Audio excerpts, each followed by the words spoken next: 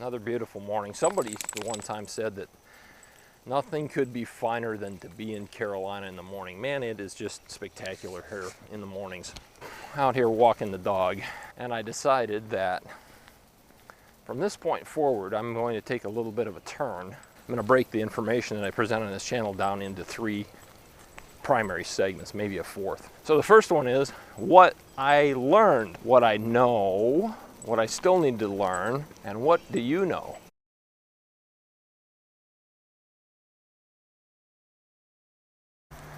So here's this morning's segment of what I have learned. Weight shifting is the equivalent of proper rudder use on a general aviation airplane. If you've flown tail draggers, coordinated flight is so important for the feeling of the airplane responding to what your control inputs are. Until the last couple of flights, I had been skidding around the pattern with the brake use only and very, very shallow banks. I've started to incorporate banks up to about 30 degrees now, and I'm getting there much more comfortably.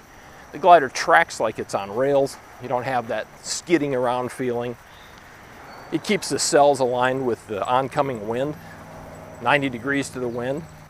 Although skidding around seems to make the altitude loss minimal, a simple addition of a little bit of power in the steeper banks and the glider holds its altitude really well. So here's something that I know. Somebody had asked me after I'd posted that I'd flown at a local grass runway in my home state if it was okay to just go out to their local municipal airport and fly their paraglider. I'm not a legal expert. Wait a minute, yes I was a legal expert on the FARs, but this is new territory for me. So here's the publication that you need to look at. It's called the Airport Facilities Directory. It's available online through a couple different online suppliers, or you can buy the paper chart books. The problem is they expire. And on there is all of the information about each individual airport, who manages it, who's in charge of it, what airspace it is, what approaches they have, all of the control frequencies, all of the information's right here. Take a look at that.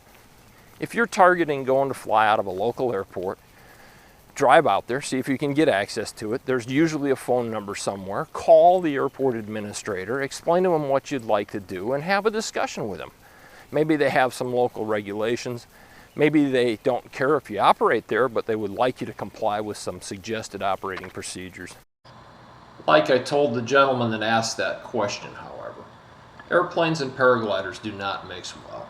Prop wash, wingtip vortices, wake turbulence, all of these are good reasons to stay very far away from general aviation activity. A far better alternative is to find a recently mowed hayfield with no obstructions, no trees, and get permission from the landowner if you don't happen to own it, and fly there instead of at your local airport. But I understand if you've tried that and just can't find a place to fly, and the most convenient or the only place available is the local municipal airport. Look up the facilities directory and talk to some of the people that are in charge at the airport. Make sure you get to the airport manager. Don't just take the word of the first person that you talk to. Sometimes in life it's easier to ask forgiveness than it is to ask for permission. But that's certainly not the case with the federal aviation regulations. So know before you go and follow all of the rules. We really do not want to see the federal government step in and say they're going to regulate powered paragliding because of a couple idiots.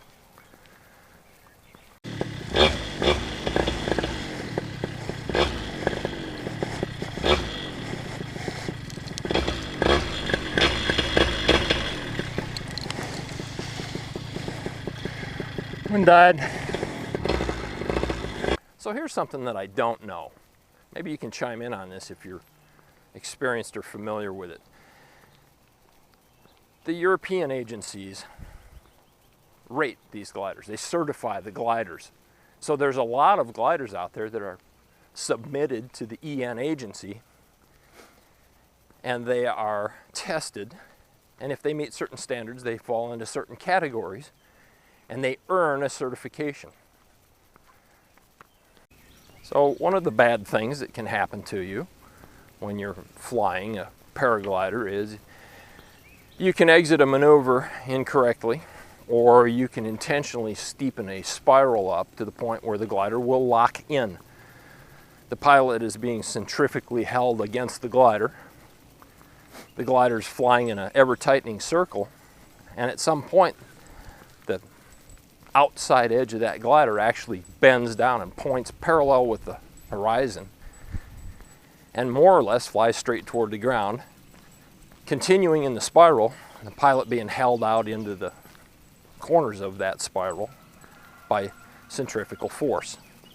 So exit strategies can include anything from outside brake application to application of both brakes to slow the glider down a little bit, and then a more judicious application of outside brake to lessen the bank angle and return to a normal flying attitude. So here's the question: do the EN agencies publish the degree of bank at which a glider will lock into a spiral? Is that information available? I don't see it in my flight manual.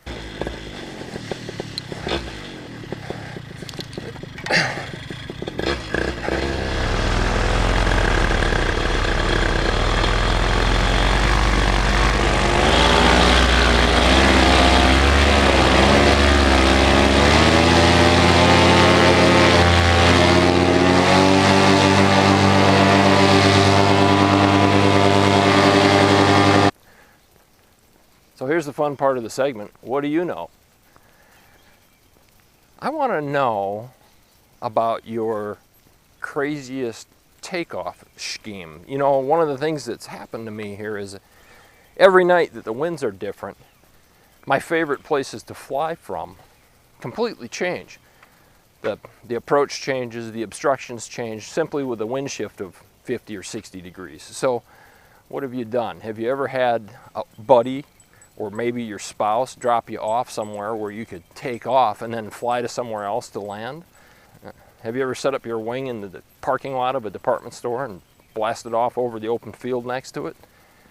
Have you had encounters with property owners that were less than positive? Have you stopped and knocked on the door of a landowner and asked if you could launch from their property just because it looked like a good place to start from? Have you ever taken off from somewhere and figured out that once you got airborne there was no way you could get back in there to land? Have you ever landed so far away from your car that you needed a ride to get your paraglider equipment picked up?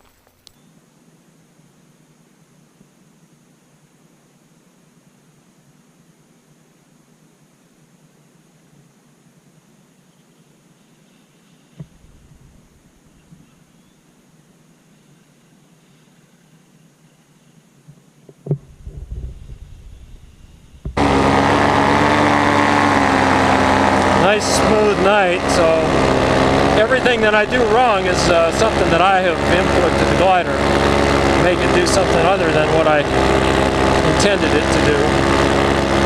And the things that I do right I can take credit for, but ain't a whole lot of that at this point. Alright, so I'm going to try to make a landing and stand up this time.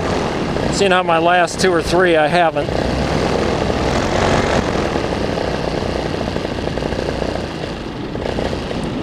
So hands up, I'm about 100 feet, 50 feet, I'm seeing the wind here. I'm going to try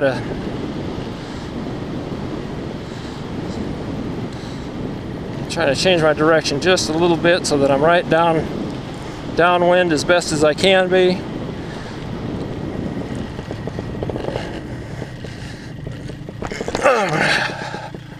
Well, I stood up, I run it out, I cross them, and I got the motor off, and we made flight number 5.